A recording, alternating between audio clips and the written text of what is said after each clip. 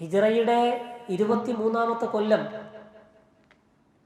റസൂലുള്ളാഹി സ്വല്ലല്ലാഹി അലൈഹി വസല്ലമ വഫാത്തായിട്ട് 13 കൊല്ലം, 3 കൊല്ലത്തിനടുത്ത് അബൂബക്കർ റളിയല്ലാഹു അൻഹു ഖലീഫയായി.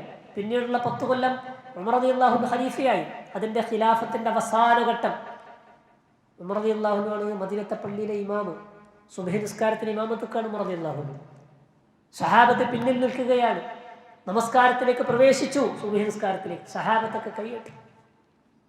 അപ്പോഴാണ് ഒരു അഗ്നി ആരാധകനായ മജൂസിയായ ഒരു ശത്രു, ഒരു ദുഷ്ടൻ 2 തല മൂർച്ചയുള്ള വാള് കയ്യിൽ പിടിച്ച് അതിൽ വിഷം പുരട്ടിയിട്ട് സഫുകളെ പിളർത്തി മാറ്റിയിട്ട് ഉമർ റളിയല്ലാഹു അൻഹുവിനെ കുത്തി വീഴ്ത്തുന്നത്. തുരുതുരാ പള്ളയിലേക്ക് കുത്തിയിട്ട് മിഹ്റാബിൽ രക്തത്തിൽ കുളിച്ച് ബോധം കെട്ട് വീഴുകയാണ് ഉമർ റളിയല്ലാഹു അൻഹു. ആ ആക്രമിച്ച വ്യക്തി രക്ഷപ്പെടാൻ വേണ്ടി ഓടുന്ന സമയത്ത് സഫിൻ്റെ 2 ഭാഗത്തുള്ള ആളുകളെ കുത്തിയിരുന്നു പിടിക്കാതിരിക്കാൻ വേണ്ടി. 13ഓളം ആളുകൾക്ക് അന്ന് കുത്തേറ്റിരുന്നു. അവസാനം അദ്ദേഹത്തെ വളഞ്ഞു പിടിക്കാൻ അബ്ദുറഹ്മാൻ ബിൻ ഔഫ് റളിയല്ലാഹു അൻഹു മുന്നോട്ട് പോയി. സഹാബത്തൊക്കെ വളഞ്ഞ് അദ്ദേഹം പിടിക്കപ്പെടുന്ന ഉറപ്പായ സമയത്താണ് സ്വന്തം കടാര പള്ളയിൽ കുത്തി ആത്മഹത്യ ചെയ്ത് ആ മനുഷ്യൻ മരിക്കുന്നത്. ഉമർ റളിയല്ലാഹു അൻഹു ബോധം കെട്ട് കിടക്കുകയാണ്. ഉമർ റളിയല്ലാഹു അൻഹു ആളുകളൊക്കെ വിളിക്കുകയാണ്. ബോധം തിരിച്ചു വരുന്നില്ല. ബോധം തിരിച്ചു വരാൻ വേണ്ടി ഉമർ റളിയല്ലാഹു അൻഹുവിനെ അടുത്തറിയുന്ന സഹാബത്ത് വിളിച്ചെങ്ങനെയാണെന്നറിയോ? യാ അമീറുൽ മുഅ്മിനീൻ അസ്സലാ. അമീറുൽ മുഅ്മിനീൻ, നിസ്കാരം എന്ന് പറഞ്ഞ് വിളിച്ചതാണ് കണ്ണുറക്കുന്നത്. ആദ്യം ചോദിച്ച ചോദ്യം എന്നറിയോ? അസ്വല്ലന്നാസ്, ഇവിടെ ജമാഅത്ത് നടന്നോ? ജനങ്ങൾ നിസ്കരിച്ചോ?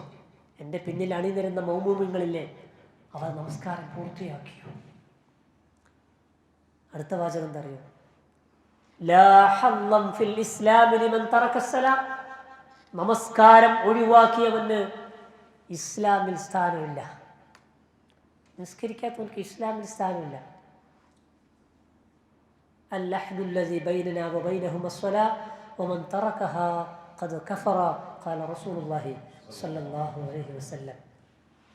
ഇത് കുഫറിൻ്റെയും ഇസ്ലാമിൻ്റെയും ഇടയിലുള്ള ഒരു കരാറാണ് നിസ്കാരം എന്ന് പറയുന്നത്.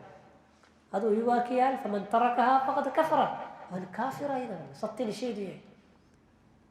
എന്തെല്ലാം നിസ്സാരമായ കാര്യങ്ങൾക്ക് വേണ്ടി നിസ്കാരം ഒഴിവാക്കലുണ്ട് അല്ലേ? അത്യാവശ്യം നിസ്കരിക്കുന്ന ആൾക്കാരെന്നെ വീട്ടിലൊരു മരണം നടന്നാൽ പിന്നെ അവിടെ നിസ്കാരം ഉണ്ടാവില്ല. വീട്ടിലൊരു കല്യാണം ഉണ്ടെങ്കിൽ എന്നാടെ നിസ്കാരം ഉണ്ടാവില്ല. നോമ്പ് തറ വെച്ചിട്ട് മാരി നിസ്കരിക്കാത്ത പെണ്ണുങ്ങളുണ്ട് അറിയുന്നത്. നോമ്പ് തറ വീട്ടിൽ വെച്ചിട്ട് അന്ന് മാരി നിസ്കാരമില്ല, ഇശാ നിസ്കാരമില്ല, എപ്പോഴും നിസ്കരിക്കുന്ന തറാവില്ല, ഒക്കെ ഒഴിവാക്കി.